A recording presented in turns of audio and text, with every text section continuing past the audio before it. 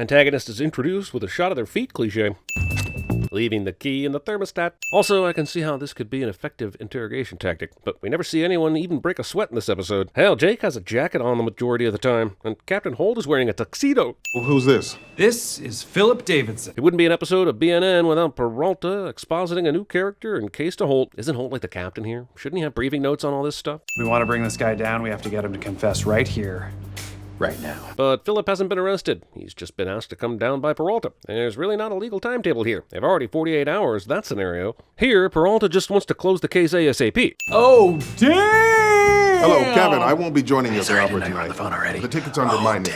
H-O-L. Is there a show on TV with better week-in, week-out cold opens than Brooklyn Nine-Nine? I think not. You're right, he did it. Rush to judgment much? You have no murder weapon, witnesses, or forensic evidence. I get that the episode is doing a thing here, but this is exactly the kind of arrogance that has led to some awful real-world situations. So what's in here feels appropriate. Who found the body? Hikers. You're really gonna just blow past the bear semen detail? Captain Holt might, but we won't. In fact, I'm probably spending way too much time thinking about it, but a sin on me is still a sin on you. You know, good cop, bad cop, crazy cop, sane cop, fast-talking streetwise cop, and Hong Kong cop, aka the rush hour. You forgot soon-to-be problematic cop, too old for the cop, Peralta. You're slipping. Hello, Philip. Detective. This is Captain Raymond Holt. 2 men and a Dina. Hey, Cap, who's the scariest person you've ever gotten a confession out of? Connie Buttons. Okay, thought it was gonna sound a little cooler. I actually did a quick Google search of Connie Buttons because I thought as smart and fun as this show is, there's probably some connection to reality with that comment. And there wasn't, but I did get led to a 2-minute Tuesday tip video about creating faux colored buttons. And that's 2 minutes of my life and 5 ruined buttons I will never get back. Like Great Tiger. For Mike Tyson's Punch-Out. He could teleport around the ring. Has there ever been a more popular game that has become as problematic in as many different ways as Punch-Out? I mean, that's not a fault of the show, but feels like a huge sin, and I don't have anywhere else to put it, so... You just punch him when he gets dizzy. Sure, but to make him dizzy, you have to wait for him to teleport, and then time your blocks perfectly. Punching him when he is dizzy is the easy part. Plus, if you're smart, you can beat him without ever letting him do the teleport punch. If you're going to brag about your Punch-Out skills, at least brag about the right things. I know, and I apologize, but I'm executing a strategy. Generally something best discussed ahead of time, but the show needs us to find this information out as we go, so instead we get this wonderful explainer. Stupid questions, grammatical errors, lose your train of thought. Ooh, relate everything back to those movies you've seen. TVSins training seminar somehow ends up in a Brooklyn Nine-Nine script. Hold on. I need to deal with this. Holt's phone doesn't vibrate or chime, and yet he says hold on before even turning it over and looking at it. I mean, we know this is a ruse, but you probably shouldn't give that away to the suspect. This seems like a huge waste of time, but here you go.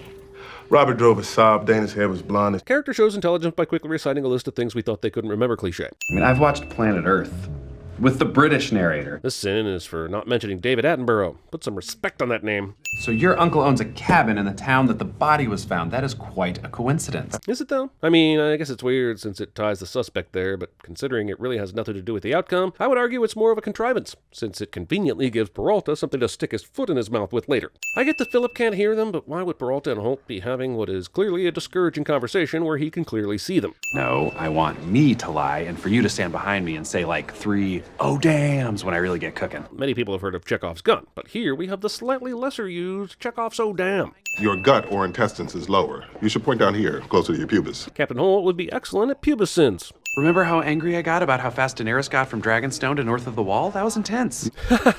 Game of Thrones complaints before the final 6. It was a simpler time, wasn't it? It's been 2 hours since you were last in there? Besides that 90-second strategy powwow, what else have you been doing? I was watching Taxi TV. What was on? Fallon highlights. Fallon highlights. Another 2 hours. The timeline may be the craziest thing in this entire episode. Did these assholes go out to Ruth's Chris for a 4-course prefix meal or something when they should have been questioning this guy? I know we live in a world where anything can mean anything. Twitter. Why would you put a hiring now poster up for the NYPD in the NYPD? You screwed up, and my client's leaving. I mean, maybe. Why in the hell are you just in here now? What kind of lawyer isn't present for the entire interrogation? The convenient television kind, that's who.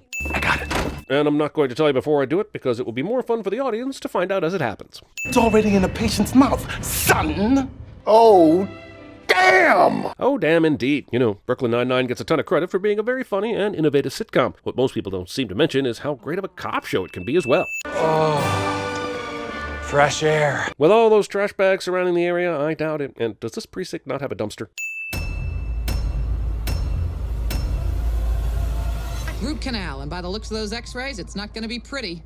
Did you know the CinemaSin writers have podcasts? Check out Sincast and Behind the Sins by searching for CinemaSins wherever you listen to podcasts. I just came from a 6-hour murder mystery where I played the corpse. Spoiler alert, they think you did it.